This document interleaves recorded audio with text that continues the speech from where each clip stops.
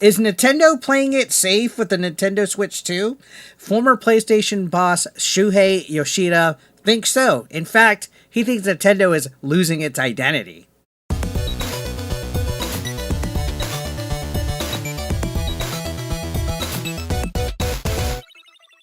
So here's the thing, Nintendo, the company that's known for shaking up the gaming world with every new console they release, might be, well, playing it a little too safe with the Switch 2.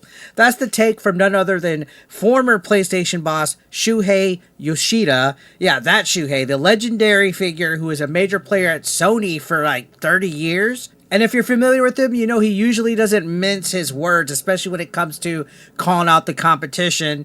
This case in point, Nintendo, the House of Mario. In a recent appearance on a podcast called Easy Allies, Yoshida made a pretty bold statement about Nintendo's upcoming Switch 2. He said that he thinks Nintendo is losing their identity with this new console. And this made a whole roundtable discussion amongst the gaming community, and I wanted to give my thoughts on it. It's all about the fact that at the end of the day, the Switch 2 looks just like a better Switch. And yeah, I see that. They really didn't change much, but the old adage is, if it ain't broke, don't fix it, right? I do get a little worried that maybe this might be a Wii U 2.0, that whole situation where soccer moms couldn't tell the difference between the original Wii and the Wii U. I'm getting a feeling that there's not enough change in the name here for people to think that there's a reason to upgrade upon soccer mom eyeballs, right? Us gamers, we know that. We know that this is going to be a significant upgrade, that we're going to have games that have improved resolutions, frame rates, enhancements, things like that. But the average mom, they probably can't agree with the price point, thinking that, oh, it's just a better looking Switch. Yoshida pointed out that there's nothing in the new console that is new or groundbreaking like we've come to expect from Nintendo. And that's actually fair. If you think about all the consoles in the past, they've all had some kind of gimmick, some kind of like new feature or design that separated it from the console before it. I mean, even the NES to Super Nintendo, the Super Nintendo to N64 had the 3-prong controller that looked like a spaceship. The GameCube had CDs and it had a cute little handle and it had 4 controller ports that allowed you to play with like Wavebird controllers and memory cards that go into the console top. There was like a whole bunch of changes console to console. Then we had the Wii with the Wii motion controls. Wii U kind of had the tablet, and then so forth, until we're at today with the Switch 2. I do kind of agree that Nintendo is playing it a little safe, especially with their first party games the last few years or so. I don't see enough as far as video game library content going to basically say, hey, I need the Switch 2 now. The Switch 2 is basically a better Switch. I could agree with that sentiment. I feel that they should have did something a little bit more innovative with it. But anyways, let's go back to this convo, because let's think about Nintendo here for a second. This is a company that has always made waves with unexpected innovations, right? The Wii introduced motion controls, like I said, to millions of gamers. You had the DS, which brought dual screens to a handheld with touch functionality. And, okay, yeah, don't get me started on the Wii U, like I mentioned, with the tablet and all that. But, yeah, let's not really go into that one, even though I do have a soft spot with the Wii U. But you get the point. Nintendo has always done their own thing, right? They've always marched to the beat of their own drum, whether we liked it or not, whether it was a ridiculous gimmick or not. And when they hit, they really freaking hit. They're the kings of innovation. But with the Switch 2, Yoshida says that we're basically just looking at a console that's pretty much just a beefed up version of its predecessor. Now, have other companies been guilty of doing this? Yes and no. I think there wasn't much difference between the Series X and the Xbox One other than improved resolutions and stuff like that, but and a wonky design that looked like a mini fridge. But, I mean, you know, we got a bigger screen with the Switch 2, a more powerful processor, smooth 4K, 120 FPS performance. It's all the things that we would have expected from a mid-gen refresh, like the Switch Pro that we were always talking about that we were going to be getting. Right, here's a catch. Nintendo isn't really bringing anything revolutionary to the table this time around, if you want to think about it. It's like they took the Switch and just polished it, which, yeah, you know, yeah, sure, that's nice, but isn't that what every other company does every few years? There's this mid-console gen, like, not 8 years later.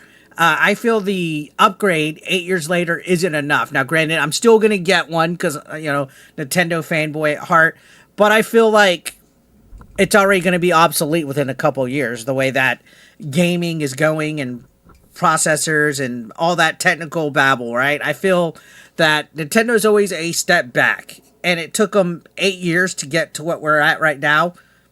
I don't know. Now, Yoshida did seem a little disappointed that Nintendo didn't come out swinging with some wild new idea that would blow us away. I can understand that. He was expecting something unexpected, something that would shake up the status quo. And instead, he saw a console that feels like it's more about keeping up than it is about setting up a new standard. Other than making $80 price points on the video games, which that might be a new standard they set. But let's be real. The Switch sold over 150 million units. That's a big fucking deal. And again, like I said, if it ain't broken, don't fix it. Do they need to try something new? No. Could this act get tired 8 years later? If there's not enough innovation, if there's not enough incentive for us to get a Switch 2 compared to the Switch 1, if the games aren't next gen enough for Nintendo, I feel that it could falter pretty quickly. So I think Nintendo needs to step up as far as software goes. Quit playing artsy fartsy and cutesy. Let's get some good games here. And I guess Nintendo's careful about rocking the boat too much, but still, is this really the time for Nintendo to play it safe? It's a little too late. What we're getting is what we're getting. There's no way they're going to upgrade it. So to be fair, Yoshida did give a thumbs up to some of the new features. He talked about the new mouse style controls, which is pretty cool. Being able to be seamless in Metroid. That's awesome. Plus, he gave props to the Drag X Drive game, which I'm not feeling that one. But he said it was very Nintendo, which I guess that's a way to describe it. But outside of that, not much else really wowed Yoshida. He even admitted he was a bit disappointed with the response from fans. I'll be honest, I'm not as hyped for the Switch 2 as I was for the original Switch.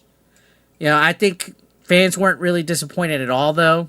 Other than the price points, that's all I've really seen people focused on. I feel Nintendo kind of shot the hype down with their price points and all this weird stuff going on with games being 80 and bundles this and tariffs that. And it kind of just killed the momentum.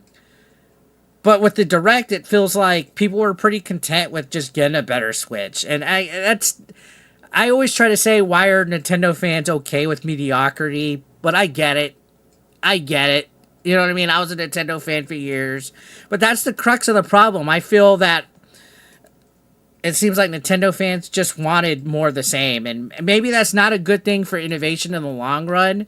But I guess that's what Nintendo fans need, right? Just give them a console that they can play Mario on. So let's break it down in this way. The Switch itself was revolutionary. The Switch 2, it's basically just another Switch, just with a different screen, different magnetic Joy-Cons. Sure, it has better specs, but is that really enough to justify calling it the next step forward in Nintendo's console legacy? Is the promise of better performance all we really need? Or do we expect something more out of this next-gen console? Especially from a company that's had such a reputation of taking risk. I mean, look what they did with the Wii. Again, that always points to it. Now, here's where things really get interesting. I feel Nintendo isn't even aiming for the hardcore gamer crowd.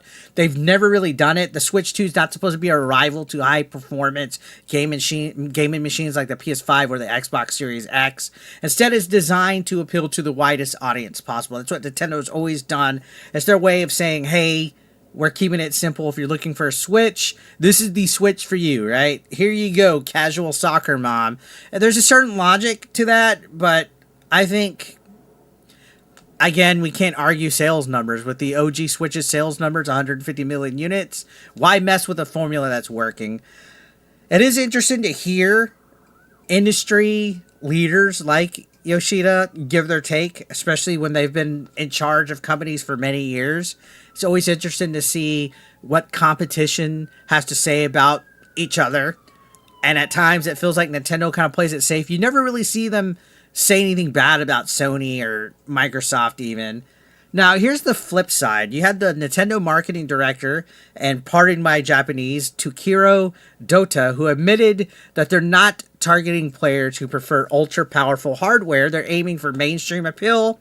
But shouldn't Nintendo be trying to target the cutting edge experience as well? I feel they're alienating people. You always hear people say, hey, this is the baby console. This is for kids. I don't know. I feel they had a chance here to actually take it to the next level. They could have taken it to the next level. The people that have been playing the Switch, the kids, the main demographic, if you were 8 when the Switch came out, you're 16 now. You're going to want something more powerful. You don't want your audience to go and be like, hey, I'm going to get a PlayStation 5 Pro now, right? I think keeping it accessible is fine, but if you're playing it too safe, you lose the magic that made the Switch special. It was a phenomenon when it came out, but again, people are 8 years older. Kids are teenagers now. They're going to want something a little bit more attractive. And I don't know about you, but if I was 16, I'd be like, yo, I want the PlayStation where I could play all these violent games and stuff. So Yoshida is a legend in the gaming industry, and whether you think he's just some old 50, 60-year-old guy whose opinion shouldn't matter anymore, his opinion carries weight. Okay, I've heard people in their videos, RG85, shoutouts to them. He was all like, why are we caring about these old people's opinions in 2025? Well, because they're the industry standard. They're the leaders. They know how to make money. They know what works. They've seen failures, they've seen highs, they've seen lows of console gaming, and I think his critique of the Switch 2 is pretty fair. I think it really calls into question where Nintendo's head is at right now. Should they be pushing harder, or is this exactly what fans wanted, a better Switch, right, that doesn't rock the boat too much? It's a very good topic. It's a very good take, but now I want to hear with you guys. Do you agree with Yoshida? Do you think he's right? Is Nintendo playing it too safe with the Switch 2, or do you think this is exactly what the market needs? Let me know in the comments down below. Let's get this conversation going, because whether you're Team Switch or Team everything else, we all got an opinion on how this all plays out. I'm looking forward to it. We're pretty close to getting to the end. Thank you guys for watching. Subscribe. I'll see you in the next one.